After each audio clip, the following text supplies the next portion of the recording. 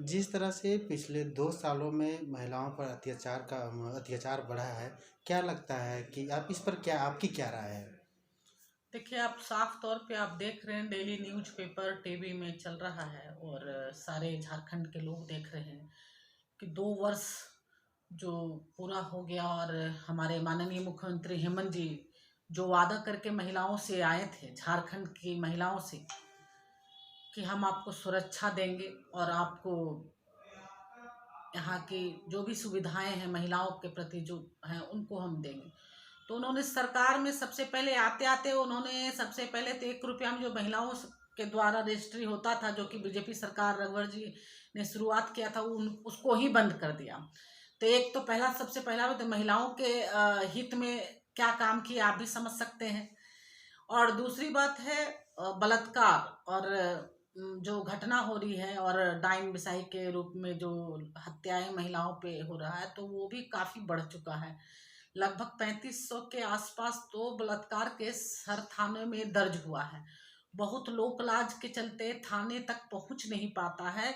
तो आप अगर सरकारी आंकड़े अगर 3500 के आसपास है तो आप समझ सकते हैं कि ये आंकड़े कितना देखने में जो लगे, लेकिन ऐसे अगर ओरिजिनल आप जाइएगा तो बहुत बड़ा आंकड़ा होगा। तो एक तरह से आप कह सकते हैं महिलाओं की सुरक्षा की बात खोखली साबित हुई। और महिलाओं को सुरक्षा तो छोड़ दें, जो कि राजधानी में जब महिलाओं को सुरक्षित नहीं रख सकते, राजधानी से सटा है चानो, राजधानी के आसपास जो ग्रामीण क्षेत्र हैं उसमें जब बेटियां जब जाती हैं घर से बाहर, वो भी सुबह सुबह, उसमें उठाकर गैंगरेप किया जाता है। तो ये एक तरह से पूरी तरह दर्शाता है यहाँ की सरकार फेल हो चुका है। जो प्रशासन है उस पे लगाम हमारे माननीय मुख्यमंत्री जी का खत्म हो चुका है। और और उदासीन भी बने हुए हैं। अगर लगता कि एक कांड हुआ उसके बाद मुख्यमंत्री तुरंत एक्शन में आते तो अपराधियों का मनोबल गिरता, लेकिन ऐसा हो नहीं रहा। आप देख रहे हैं कि मतलब आप बोल रहे हैं, न्यूज़पेपर में देख रहे हैं कांड हो रहा, लेकिन माननीय मुख्यमंत्री जी की तरफ से कोई बयान नहीं आ रहा। अगर आ भी रहा तो सिर्फ वो पेपर में अपना जो प्रचार प्रसार है, अपने सरकार की उपलब्धियां गिनाने में लगे हुए हैं, लेकिन महिलाओं पे जो अत्याचार बढ़ा है उस पर कोई बयान अभी तक तो ज्यादा आया नहीं है। और सुरक्षा की बात करें तो सुरक्षा के बारे में तो आप आंकड़े देख के समझ सकते हैं कि क्या सुरक्षा है। तो ये हम कह सकते हैं कि पूरी तरह हेमंत सरकार फेल है। पिछले वर्ष नियुक्ति वर्ष घोषित था और अभी पार्टी के ही कुछ नेता हैं, बयान के नियोजन नीति नहीं बना है, स्थानीय नीति नहीं बनी हुई है।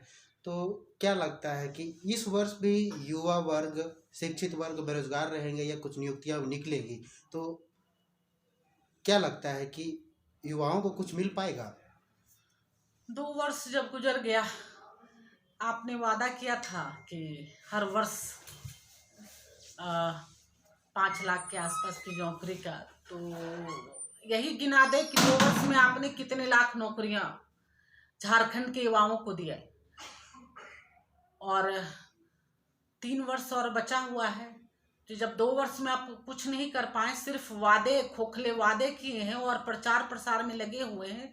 डेली आप अनाउंस करते हैं, एक ना एक कुछ घोषणा करते रहते हैं कि आज ये युवाओं का नौकरी, और पारा शिक्षक के बारे में, यहाँ के जो सिपाही जो बैठे हुए थे मोराबादी में लगातार धरना में, उनके बारे में लगातार आप घोषणा कर रहे हैं कि हम इन लोगों के लिए काम कर रहे हैं, इन लोगों को अस्थायी कर रहे हैं। लेकिन होता क्या है कि आप देख रहे हैं हर हर लोग नाराज हैं और सभी धरना प्रदर्शन कर रहे हैं।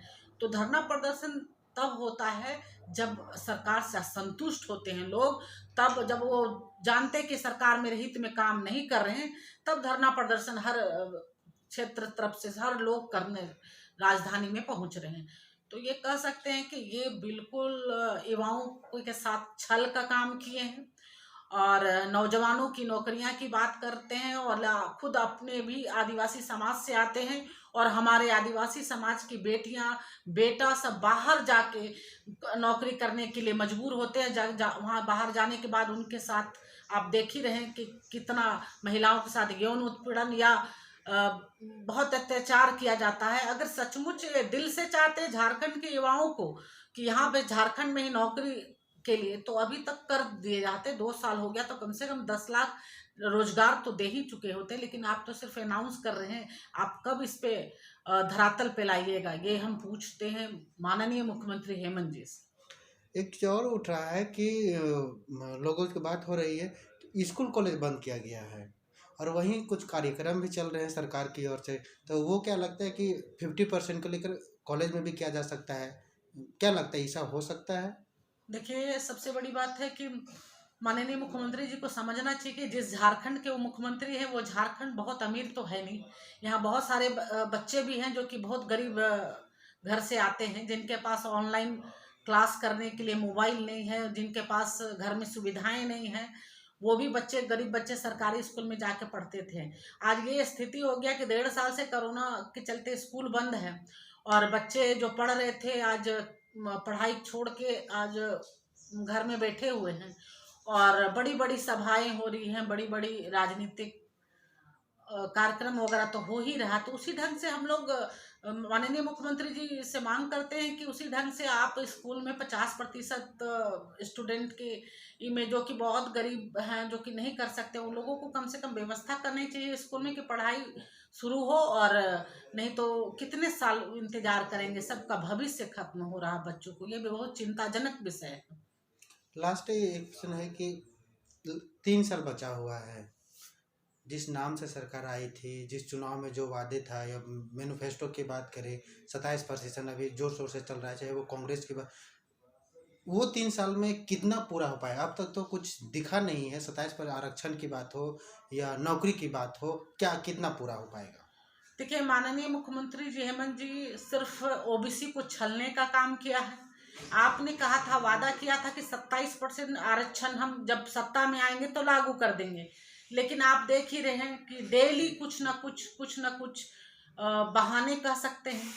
कोई भी धरातल में कुछ भी नहीं कर पाए, तो हम 27% आरक्षण की मांग करते हैं और कहते हैं कि अब आपके ओबीसी आपसे छले नहीं जाएंगे, आपसे अब जवाब का इंतजार है। अगर अगले 3 वर्ष में आप क्या कीजिएगा, 2 वर्ष खत्म हो गया तो नहीं कर पाए, तो अगला जो आप आने वाला समय में जब वोट मांगने के लिए पाएंगे, तो ओबीसी के पूरे समाज के लोग आपसे ये सवाल तो जरूर करेंगे और इसका जवाब भी देंगे आप।